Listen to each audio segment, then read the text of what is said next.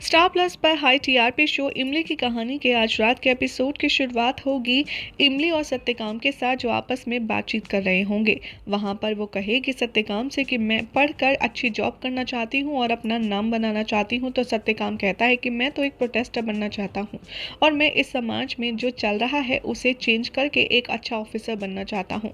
इमली प्रकाश को कहती है कि मैं मालिनी दीदी के कॉलेज में एडमिशन ले रही हूँ। प्रकाश कहता है कि वाह, वो तो बहुत अच्छा कॉलेज है, वो काफ़ी फेमस भी है। आदित्य मालिनी से कहता है कि तुम इमली के लिए कॉलेज से फॉर्म ले आना। मालिनी कहती है कि तुम तो सेटिस्फाई नहीं थे कि इमली मेरे कॉलेज में एडमिशन ले। आदित्य कहता है कि कॉलेज से कोई फ़र्क नहीं पड़ता, इमली बहुत ही ज़्यादा होनहार है और वो ज़रूर उस कॉलेज में अच्छा करेगी। मालिनी कहती है, आदित्य मैं तुम्हारे साथ डिनर पर जाना चाहती हूँ और काफ़ी टाइम हो गया है, हमने एक दूसरे के साथ टाइम भी स्पेंड नहीं किया है। आदित्य इमली के शब्द रिपीट करता है अपने माइंड में कि वो मालिनी को दुख नहीं पहुंचाएगा और वो हाँ कर देता है और कहता है कि ठीक है, मैं काम से जल्दी आने की कोशिश करूंगा। मालिनी उसकी हाँ सुनकर बहुत खुश हो जाती है और सोचती है कि शायद अब सब कुछ ठीक हो जाएगा और मैं ऐसा कुछ भी नहीं करूंगी जिससे आदित्य को बुरा लगे। आदित्य यहाँ पर ऑफिस के लिए जा ही रहा होगा, तभी वो इमली को देखेगा खुले बालों में और उससे कहेगा कि तुमने अब तक अपने बाल क्यों नहीं बांधे हैं। इमली उसे अपना सिंदूर दिखाएगी और कहेगी कि ये आपकी देन है ना, इसलिए मैं इसका अपमान नहीं कर सकती। इमली यहाँ पर सिंदूर लगाएगी। आदित्य कहेगा, मैं तुमसे बहुत ज़्यादा इम्प्रेस्ड हूँ और उसे देखता रह जाएगा। तभी वो कहेगा कि लेकिन कोई इसे देख सकता है। इमली कहेगी कि नहीं, सब अपने अपने कमरे में हैं। तभी वहाँ पर बच्चे आते हैं। इमली उन्हें पकड़ने की कोशिश करती है और तभी इमली का हाथ आदित्य पकड़ लेता है और उसको करीब कर लेता है। ये देखकर इमली बहुत शर्मा जाती है। आदित्य उसे देखता है और कहता है कि तुम बहुत खूबसूरत हो। आदित्य कहता है कि मैं अब किसी की परवाह नहीं करता, जो होगा हम दोनों साथ में मिलकर के देख लेंगे। आदित्य कहता है कि मैं अपने बॉस के मीटिंग में जा रहा हूँ, मैं आकर के मिलता हूँ। आदित्य ऑफिस में पहुँचता है और उसे पता चलता है कि उसके बॉस ने कुछ रिपोर्टर्स को इमली का इंटरव्यू लेने की ड्यूटी दी है। सूरज रिस्पॉन्सिबिलिटी जनेंद्र को देता है। आदित्य कहता है सूरज से कि मैं इंटरव्यू लेना चाहता हूँ।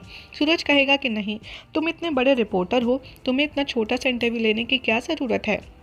आदित्य कहेगा कि नहीं, मुझसे ज़्यादा इमली की इस पूरी जर्नी को कोई नहीं समझ सकता, इसीलिए मेरे लिए ये इम्पॉर्टेंट है इंटरव्यू किसी भी चीज़ से ज़्यादा। सूरज कहेगा कि आदित्य तुम्हारी और भी कुछ रिस्पॉन्सिबिलिटी है मालिनी की तरफ। आदित्य कहेगा कि तुम कोई भी कमेंट या जजमेंट बिना कुछ समझे या बिना कुछ जाने पास मत किया करो।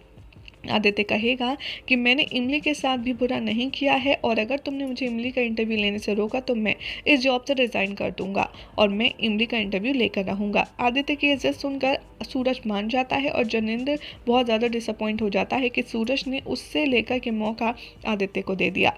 उधर देव अपनी माँ के साथ इमली की न्यूज़ देख रहा होगा टीवी पर। देव कहेगा कि मैं पूरे वर्ल्ड को बताना चाहता हूँ कि इमली मेरी बेटी है, लेकिन मैं बता नहीं सकता और मैंने उसकी ज़िंदगी में अब तक कुछ उसकी सफलता के लिए श्रेय दिया ही नहीं है, ना मैंने कुछ कंट्रीब्यूट किया है। देव अपनी माँ से कहेगा कि आज मैं इमली को सपोर्ट कर रहा हूँ, चलो मेरे लिए यही बहुत है। मालिनी बहुत ज़्यादा एक्साइटेड होगी, वो ये सोच कर कि फाइनली मैं आदित्य के साथ कुछ क्वालिटी टाइम स्पेंड करने जा रही हूँ। मालिनी यहाँ पर तैयार हो जाएगी और वो आदित्य को मिस भी करेगी बहुत ज़्यादा। तभी वो कहेगी कि आज का दिन मेरे लिए बहुत ज़्यादा स्पेशल है, इसीलिए सब कुछ बहुत स्पेशल होना चाहिए। इमली मालिनी को खुश देखकर बहुत ज़्यादा खुश हो जाती है। मालिनी कहती है आदित्य से कि आदित्य आप तैयार हो जाइए ना। आदित्य कहता है कि मुझे माफ़ कर दो, मुझे एक इंटरव्यू लेना है इमली का, इसलिए मैं तुम्हें नहीं ले जा पाऊँगा, हम किसी और दिन चलेंगे। इमली कहती है कि नहीं नहीं, आप लोग जाइए, इंटरव्यू हम किसी और दिन कर लेंगे या फिर कोई और रिपोर्टर कर लेगा मेरा इंटरव्यू। आदित्य कहता है कि नहीं इमली, तुम जाकर के तैयार हो, प्रेस कॉन्फ्रेंस अरेंज हो चुकी है और वो पोस्टपोन नहीं होगी। इमली वहाँ से चली जाती है, लेकिन वो आदित्य और मालिनी की बात सुन रही होती है। मालिनी आदित्य से कहती है, इमली का इंटरव्यू आप ही के लिए लेना इतना इंपॉर्टेंट क्यों है, और भी तो रिपोर्टर है ना।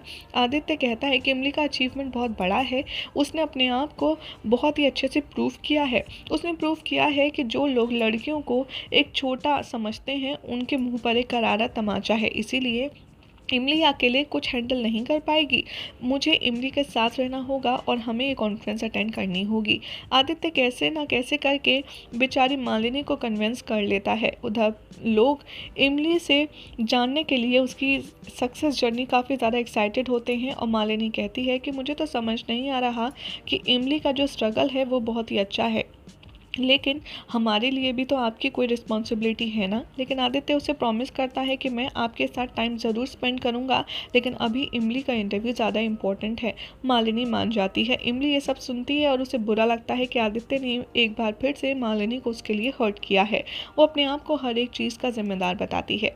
मालिनी थोड़ी देर बाद आएगी इमली के पास और कहेगी कि आज तुम्हारे लिए बहुत ही अच्छा दिन है, बड़ा दिन है, इसलिए तुम्हें खुश होना चाहिए और तुम ये डिज़र्व करती हो। इमली उससे माफ़ी मांगेगी और कहेगी कि मुझे माफ़ कर दीजिए, मेरी वजह से आज आप लोग नहीं जा पाए। मालिनी कहेगी कि नहीं नहीं, मैं तुम्हारी वजह से अपसेट नहीं हूँ, ये तो तुम्हारा हक है, तुमने मेहनत से किया है, तुमने ये कमाया है। मालिनी अपनी साड़ी देती है इमली को और कहती है कि आज तुम ये पहन लो प्रेस कॉन्फ्रेंस में। इमली कहेगी नहीं, ये तो आपकी साड़ी है, वो भी बाबूजी आपके लिए लाए थे।